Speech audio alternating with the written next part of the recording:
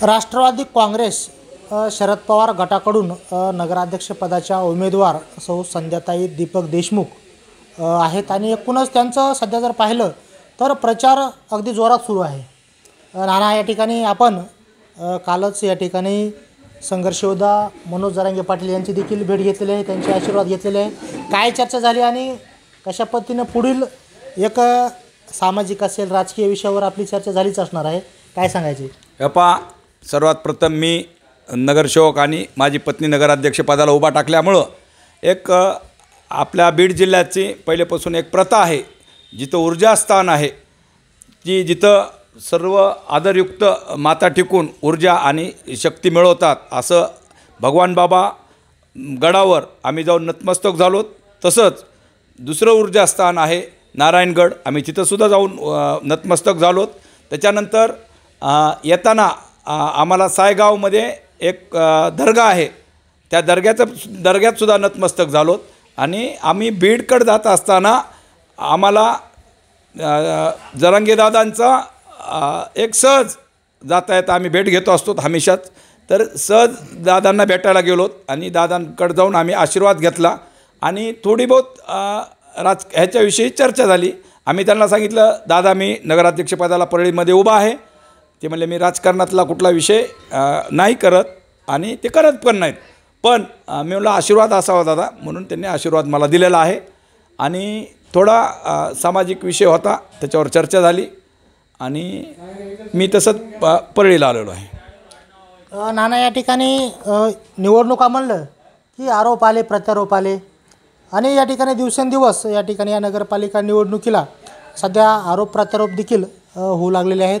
आजच या ठिकाणी काँग्रेसचा प्रचाराचा नारळ फुटलेला आहे, शुभारंभ झालेला आहे, तर त्यामध्ये काँग्रेसच्या नेत्याकडून आपल्यावर या ठिकाणी वेगवेगळ्या प्रकारचे आरोप करण्यात आले की या ठिकाणी राष्ट्रवादी काँग्रेस अजित पवार गटाकडून या ठिकाणी आपण इकडे शरद पवार गटाकडे आलेले आहात, तर ती विचारधारा आपल्याकडे आहे, तर मग या ठिकाणी इकडे आल्यानंतर त्या विचारधारेचा माणूस आला, कुठेतरी एक विरोध त्यांच्याकडून दर्शनात आला, कसा पाहता? परळीमध्ये सगळ्यात मोठा प्रश्न आहे की कुठलाही पक्ष कोण किती वफादार आहे ह्याच्यापेक्षा आम्हाला पहिलेपासून सवय होती की व्यक्तिप्रेमी आम्ही होतो, म्हणून आदरणीय धनंजय मुंडे साहेबांवर होतो। पण मी आत्तापर्यंत माझ्या कळत्या काळात मी कधीच माझ्या प्रभागात निवडून आलो नाही। मी स्लम एरियामध्ये SC OBC वर्गामध्ये किंवा मागासवर्गीय वर्ग ह्याच्यामध्ये मी निवडून आलेलो आहे। मला आत्तापासून मी 3 ते 4 वेळेस निवडणूक लढविली, माझ्या घरातलं कधीच मला मतदान पडलं नाही आणि मला स्वतःलासुद्धा मला कधी मतदान पडलं नाही। अशा भागामध्ये आम्ही लढतो, त्याच्यामुळं आम्हाला कुठला पक्ष आणि कुठली हे विचारधारा ह्याच्यापेक्षा आम्हाला परळीमध्ये जे काम करायचं आहे, आम्ही अन्याय अत्याचाराच्या विरोधात लढण्यासाठी आम्ही सातत्याने प्रयत्न करतो। काँग्रेस असू, राष्ट्रवादी काँग्रेस असू, भाजप असू, ह्यांच्यापेक्षा दोन का होईना आंदोलन मी जास्त केलेले आहेत। आम्ही सत्तेत असतानासुद्धा माझे आंदोलन आहेत। ज्यावेळेस मिटिंगमध्ये हे करायचे चर्चा विषय यायचा, जनतेच्या विरोधात जर विषय असेल तर आम्ही ते खोडून काढायचे आणि त्याला विरोध दर्शवायचा, असं आमच्या मिनिट बुकवर सुद्धा माझं रेकॉर्ड आहे, लिहिलेलं सुद्धा आहे। पण मधल्या काळामध्ये कुणीही नगरसेवक आणि हे नगराध्यक्ष नव्हते, ते प्रशासन होतं। त्या काळामध्ये झालेला भ्रष्टाचार अतिशय मोठ्या प्रमाणामध्ये आहे। खूप मोठमोठ्या जाहिरातीचा आमदार, स्थानिक आमदार आणि जे काय मंत्री होते आधीच्या काळामध्ये, त्यांनी खूप फंडिंग खूप मोठ्या प्रमाणात पैसे परळीसाठी आले, तीर्थक विकासासाठी सुद्धा हजारो कोटी रुपये आलेले आहेत। पण त्याच्यासाठी 10-15 वर्षापासून जे पैसे आलेले आहेत, एकसुद्धा योजना पूर्ण झालेली नाही। त्याच्यामध्ये प्रामुख्याने असेल तर आमच्या मुस्लिम बांधवांच्या विद्यार्थ्यांसाठी एक मोठी बिल्डिंग आलेली आहे, त्याच्यासाठी अभ्यासिका आणि बोर्डिंग हॉस्टेल अशी ती बिल्डिंग आहे, पण आज बी ती पूर्ण नाही आहे। तिला 10 ते 15 वर्ष झालं, तीसुद्धा धूळ खात आहे। ह्यांना कामच करायचं नाही, फक्त पैसे उचलून खायचे। त्याच्यातले फर्निचरचे 2 ते 3 वेळेस टेंडर झाले। त्याच पद्धतीनं परळी शहरामधला वाचनालय, जिथं की विद्यार्थी शांतपणे निवांतपणे वाचनालयात जाऊन वेगवेगळ्या दर्जाची पुस्तकं अभ्यास करतात आणि वेगवेगळी माहिती घेतात, त्या वाचनालयामध्ये आपल्या परळी शहरातील आणि परिसरातील लोक आत्तापर्यंत मोठमोठाले अधिकारी आणि मोठमोठाले त्या तिथं शिकून शांतपणे ज्याला जागा नाही आहे अशा ठिकाणी शिकून टिकणारी ही बिल्डिंग गेली 15 वर्ष झालं ती धूळ खात आहे. नुसतं कामाच्या नावाने हे करतात, पैसे आणतात, करतात आणि थोड्या वेळाला 2-2, 3-3 टेंडर करून पैसे उचलतात. अशाच पद्धतीनं तिसरी विषय वास्तू आहे भुयारी गटार योजना, त्याचंसुद्धा असंच केलेलं आहे. STP प्लॅन्ट आहे परळीतला, छोट्या गल्ल्या बोळातले जे सगळे खोदून ठेवलेत आणि कामाचा सत्यानाश करून ठेवला आहे. ह्यालासुद्धा 7 ते 8 वर्ष झालं परळीची जनता भोगत आहे. STP प्लॅन्ट जे आहे ती रेल्वेच्या आरक्षित जागेत आहे. अर्धवट अवस्थेत जे STP प्लॅन्ट आहे बरकतनगरच्या बाजूला ते सुद्धा अर्धवट अवस्थेत आहे. ते कुणाला दाखवायची जरूरत नाही, सगळ्या सामान्याला ते कागदावर लिखित आहे. ऑर्डर कवाचे आहेत आणि 10-10 वर्ष त्या ऑर्डरच्या नंतर झालेत. आता ती तिथून रेल्वे पटरीचा ट्रॅक परत चालला आहे. आता आम्हाला क्लिअर भीती आहे की ह्याच्यावरचे पूर्ण काम दाखवून ते पूर्ण डिस्मेंटल करून आमचं पूर्ण काम झालं होतं. ह्यासुद्धा त्यांच्या योजना आहेत. परळीमध्ये सरस्वती नदीसाठी सुद्धा 50 कोटी रुपये आलेले होते. तीसुद्धा योजना यांनी मॅनेज करून पहिल्याच गुत्तेदाराला जे की अर्धवट अवस्थेत काम केलेलं आहे त्याच गुत्तेदाराला कामं देऊन ही सुद्धा बिलच लिहायचं बाकी असायचं. ऑर्डर पिडर सगळ्या गुत्तेदाराला बाजूला केराची टोपली दाखवून सगळे काही कागदपत्र असतानासुद्धा ह्याच्यासाठी मी जमिनीमध्ये 4 तास गाडून घेऊन आंदोलन केलं. त्यावेळेस कुठं हे का भ्रष्टाचार थोडा थांबलेला होता, पण हजारो कोटीचा भ्रष्टाचार काढण्यासाठी आम्ही बाहेर मैदानात आलेलो आहेत. हे सगळ्या परळीकरांना ज्ञात आहे. या पहा अजून एक नाना, या ठिकाणी माझा प्रश्न असा आहे की या ठिकाणी तुम्ही अनेक या ठिकाणी भ्रष्टाचारावर बोलताय, पण या ठिकाणी जर विचार केला तर विरोधकांचं असं म्हणणं आहे की तुम्ही ज्या ठिकाणी वाढात जिथं तुमचं पालनपोषण झालेलं आहे तर ती विचारधारा तुमच्याकडे आहे. आज तुम्ही बोलतायत, आज विरोधात आहेत, पण ज्यावेळेस तिथं होतात त्यावेळेस तुमचा एवढा आवाज तुम्ही उंचावलेला नाही, तुम्ही आवाज उठवलेला नाही. आज तुम्ही विरोधात बोलतायत कारण तुम्ही आज विरोधात आहेत. म्हणूनच सांगायलो की हे जे आंदोलन केलेत हे एक दिवसाचा विषय नाही आहे. हे गेली 7 ते 8 वर्ष झालं मी सत्तेत असतानासुद्धा मी आंदोलन केलेले आहेत. पायात चाळ बांधून आंदोलन केलेलं आहे. माझ्या सत्तेच्या विरोधात जे की जनतेच्या प्रश्नासाठी मी आंदोलन केलेलं आहे. मी उपोषणं केलेलं आहेत. मी वेगवेगळ्या पद्धतीचे हे केलेलं आहेत. पण सगळी यांची सत्ताच इथून वरीपासून खालीपर्यंत ह्यांचंच राज्य असल्यामुळं आपल्या आंदोलनाला किंवा आपल्या दिलेल्या निवेदनाला केराची टोपली हमेशा पडत होती. कारण कलेक्टर ऑफिसपासून मी काही गोष्टीला वैतागून परळीच्या विकास कामासाठी ज्यावेळेस आंदोलन केले वैतागून मी राजीनामा दिला, तर त्यांनी प्रत्यक्षात असा राजीनामा कलेक्टर ऑफिसला इन्व्हर्ट केलेला राजीनामासुद्धा ते खिशात घरी घेऊन आणायचे. जसं काय साधा कागद आहे आणि दाखवायचे, हे पाय तुझी किती ताकद आहे, हे आमच्या कायाखाली असते म्हणले. अशासुद्धा हे झालेलं आहे. पण जाऊन माणूस विरोध करून कुठपर्यंत करू शकते. सगळी सत्ताच काळी असेल तर काळी डाळच सगळी काळी असेल तर न्याय कुणाला मागायचा. पण आता ह्या मधल्या काळामध्ये प्रकरण थोडं जरा अधिकारी येते जरा चांगल्या लेवलचे आलेले आहेत. त्यामुळं सुद्धा थोडं आम्ही केलेला विरोध किंवा आंदोलन आता थोडं लोकाला दिसायले. पण माझे आंदोलन गेली 15 वर्षापासून सतत चालू आहेत.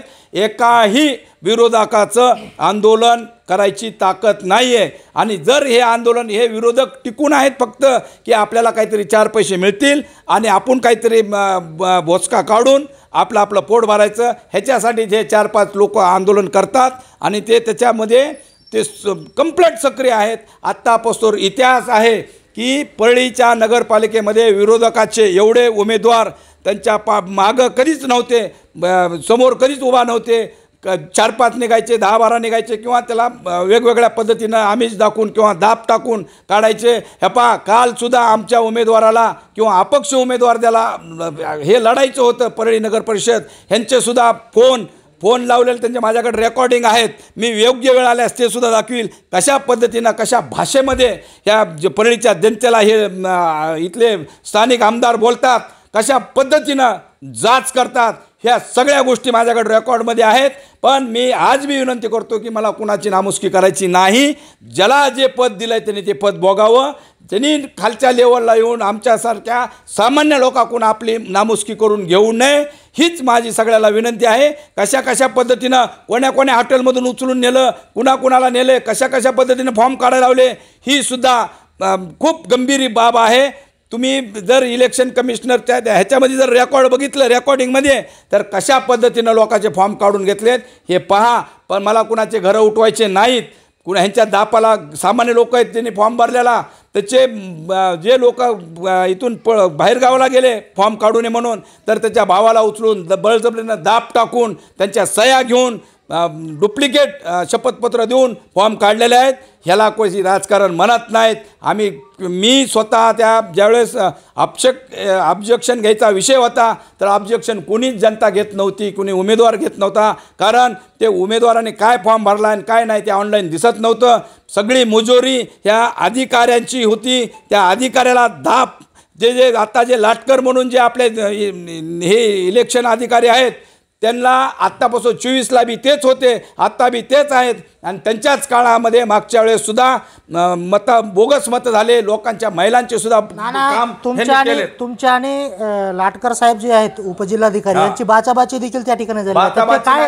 काय कारण? कारण हेच आहे की माझ्या कुठल्या पक्षाचे लोक नव्हते, पण असंख्य कार्यकर्ते, उत्साही कार्यकर्ते नगरपालिकेत इलेक्शन लढण्यासाठी उत्सुक होते. पण त्यांना छोटे छोटे कारणं देऊन ह्यांनी असं दाब टाकून ह्यांनी ते फॉर्म रिजेक्ट केले. पण मी ज्याला ज्याला लढायचं आहे आम्ही आव्हान केलं, ज्याला ज्याला लढायचं असेल आमची जनतेला आम्ही हे मागणार आहेत मतं. पण ह्याच्यात कुणाचंही कुणावर ऑब्जेक्शन नसताना हे मुजोर जे आहेत लाटकर साहेब ह्या गेल्या 2024पासून ह्यांना लालूच लागलेला आहे. ह्यांचे हजारो त्यांचे ते हे दापाखाली काम करतात. आणि हे लाटकर साहेब आणि आता मुख्याधिकारी कांबळे साहेब आहेत ह्यांचीसुद्धा बदली झालेली असताना परत तेच लोक ठेवलेत. ह्याच्यासाठी आता उद्याच्या ह्याच्यामध्ये नगरपालिकेच्या इलेक्शनमध्ये खूप मोठा त्यांचा हे करण्याचा विषय आहे, डाव आहे. आम्ही त्या इलेक्शन कमिशनरला अधिकाऱ्याला सुद्धा आम्ही पत्र लिहिलेलं आहे. परळीमध्ये आता व्यवस्थितरित्या मतदान हसत खेळत पार पाडण्यासाठी आमची विनंती आहे. आणि हे जर अजून पहिल्यासारखे लाटकरण हे असतील तर परत परळीमध्ये बोगस मतदानाचा विषय होईल आणि आमच्यासारख्या सामान्य जनतेला न्याय नाही मिळणार. सगळी जनता त्रस्त आहे आणि सामान्य कार्यकर्त्याला सुद्धा उभा टाकायची संधी नाही आहे. मला एके दिवशी मी आता ह्या 4 दिवसामध्ये मी ती रेकॉर्डिंगसुद्धा व्हायरल करणार आहे. जर ह्यांची आता हे मुजोरी थांबली नाही तर आम्ही रस्त्यावर उतरून आम्हाला न्याय मागावा लागेल. किंवा नाना या ठिकाणी सध्या जर पाहिलं तर महाविकास आघाडीमध्ये युतीचा जो धर्म आहे तो आपण निभवला नाही असा विरोधकांचा आपल्यावर आरोप आहे. युतीचा धर्म आम्ही खूप प्रामाणिकपणे निभवला आहे. त्यांना एका काँग्रेसला 10 ते 12 जागा दिलेल्या होत्या आणि वंचित बहुजन आघाडीला सुद्धा 7 जागा दिलेल्या होत्या. आणि शिवसेनेला सुद्धा 4 जागा दिलेल्या होत्या. तुम्ही पाहताल की शिवसेनेला आम्ही जागा सोडलेल्या जागासुद्धा त्यांचं तिथं उमेदवार न दिल्यामुळं 1 जागा बिनविरोध निघाली, कारण आम्ही त्यांना जागा सोडलेल्या होत्या. पण आम्ही सुद्धा थोडं अलर्ट झालो होतो. काही जागेत 2-2, 3-3 आम्ही जागा परत ठेवल्या होत्या, कारण यांचं थोडं वेगळाच विचार दिसू लागला. आणि समोरची पार्टी जी आहे सत्ताधारी ह्यांनी खूप मोठ्या ह्याचा आमिषाचं हे बळी गेलेले आहेत. आमचे काँग्रेसवाले असतील किंवा वंचितवाल्यांनी ह्यांनी त्यांच्याबरोबर आघाडी केली. आणि त्याचं कारण असते की त्यांना खूप मोठं त्यांचे गणित असे असते की हिंदू मुस्लिम आणि हे म्हटलं डिवाईड करायचे. पण परळीतला नागरिक जागा आहे, जागरूक आहे. अशा कुठल्याही जातीभेद करून बळच काँग्रेसला उभा करणाऱ्या उमेदवाराला ह्यांना काँग्रेसलाच हे करायचं असलं असतं तर त्यांनी राष्ट्रवादी काँग्रेसनं आधी 2 डिक्लेअर मुस्लिमचे नाव केले होते, त्यांनी कदापि दिलेलं नाही. आणि भैया धर्माधिकारी त्यांचा जे लबरी शिक्का म्हणून वापर करतात त्यालाच परत उमेदवारी दिली, कारण त्यांना झाल लोक जमत नाहीत. म्हणून काही 2-3 नावं मोठाले नावं होते जे की अतिशय चांगल्या प्रकारे काम करणार होते. आमचे शिराजबाई असतील असुद्धा त्या कोणाही पक्षाचा असुद्धा पण चांगलं काम करणाराचं चांगलंच नाव निघतं. किंवा राजा खान असतील अतिशय उत्कृष्ट काम करणारे ते होते. पुन्हा आमचे ते हे होते कुरेशी, ते सुद्धा चांगल्या पद्धतीचं काम करणार होते, कारण आम्ही सोबत काम केलेलं आहे. पण त्यांना लबरी शिक्का पाहिजे होता. उठ म्हणलं की उठ आणि बस म्हणलं की बस असा नगराध्यक्ष पाहिजे होता. त्यांनी त्यालाच चॉईस केलेला आहे, पण जनता त्यांना स्वीकारणार नाही. आणि राहिला प्रश्न माझ्याच पक्षातले काँग्रेसचे आणि हे आरोप जरी करीत असले तरी परळीतल्या जनतेला जे 15 वर्षे झालं ते भोगतात. सरळ लहान मुलांनासुद्धा माहिती आहे आपल्या आईवडिलाला मतदान करू दिलं नाही, सासू सुनाला मतदान करू दिलं नाही, नवऱ्याला मतदान करू दिलं नाही. कशा प्रकारे त्यांनी हाकलून लावलं आहे मताच्या बुतावून हे त्यांना सगळ्याला ज्ञात आहे. त्याचाच आता हे उद्रेक परळीत तुम्हाला येत्या 3 तारखेला दिसेल. काल या ठिकाणी 2 जागा महायुतीच्या बिनविरोध निघालेल्या आहेत आणि या ठिकाणी महायुतीकडून एक असा अंदाज वर्तवला जातो आहे किंवा असं त्यांचं म्हणणं आहे की आम्ही असाच येणाऱ्या काळात देखील आम्ही एकतर्फी विजय मिळवू. हे पहा, त्यांना एवढ्याच जागा मिळाल्या तेवढ्यावरच समाधान मानावं त्यांनी, पण 2 जागा नसून 1 जागा ते बी आमच्या उबाटा सेनेला आम्ही दिलेली होती. त्यांनी तिथं फॉर्म न भरल्यामुळं त्यांनी तुम्हाला हेच सांगितलं की हे राजकारण आहे त्यांचं, की लोकाला ते फॉर्म काढून घेणे, हे ते मॅनेजमेंट अशा पद्धतीनं सगळी सवय लागलेली आम्ही कदाचित आमच्या जनतेच्या पाठिंब्यावर मोडली असं मला आज आनंद वाटतो आहे. कारण आमच्या तेवढ्या 35ला 35 जागेपैकी आम्ही सेनेला दिलेल्या फक्त तेवढ्याच 2 जागा, 1 जागा हे झाली. पण ह्या अधिकाऱ्यांनी दबावतंत्राखाली येऊन आमच्या 3 जागेवर त्यांनी आक्षेप कुठलाही कारण नसताना कुठलंही नोटीस न देता आमच्या 3 जागा त्या रद्द केलेल्या आहेत. त्याच्यासाठी आम्ही न्यायालयात गेलोत. न्यायालयामध्ये आम्ही दाद मागितली. त्याचा रिझल्ट उद्या दिसणार आहे. कुठल्याही आम्हाला भीती नाही आहे. आम्हाला माहिती न्यायदेवता आमच्यासारखा आमचा निर्णय देईल आणि एखाद्या लढवाई नगरसेवकाला किंवा उमेदवाराला लढवायला चान्स देईल. ही कुठलीही मोठी त्यांची चूक नाही आहे किंवा कुठलं हे नाही. मी तुम्हाला सांगतो, मोठमोठ्याला चुका ज्या पद्धतीनं एखाद्या फॉर्मवर रेगा आहेत त्याच एकाच वकिलाने तसेच दुसऱ्या 2 नगरसेवकाच्या सुद्धा केल्यात. आम्ही तीसुद्धा प्रिंट काढून त्यांना दिली. दोघाला एक न्याय आणि ह्याला एक न्याय ही अशी जनता खपून घेणार नाही. पण हे अधिकारी आहेत लाटकर आणि हेच सगळ्यात जास्त दबावाखाली येऊन काम करतात आणि आपल्या आपल्या पद्धतीनं त्या जसा पाहिजे तसा मोड करतात. कित्येक लोकाला 4 वाजले तरी फॉर्म वापस घेतलेत. ह्याच्यापेक्षा दुर्दैवी गोष्ट नाही आहे. लोकाला बळबळ आणून धरू आणलेले तुम्ही त्या रेकॉर्डमध्ये बघताल, ते तुम्हाला प्रत्यक्षात दिसेल. आणि आम्हीसुद्धा ही मागणी करणार आहे, जे की सभागृहामध्ये जे निर्णयाधिकाऱ्यांनी जे फॉर्म काढायच्या दिवशी जे विषय घडला आहे ते सगळ्याला जनतेला दाखवावा. ह्याच्यासाठी सुद्धा आम्ही तिथली क्लिप मागून घेणार आहोत. आता सुट्टी असल्यामुळे आम्ही गेलो नाहीत.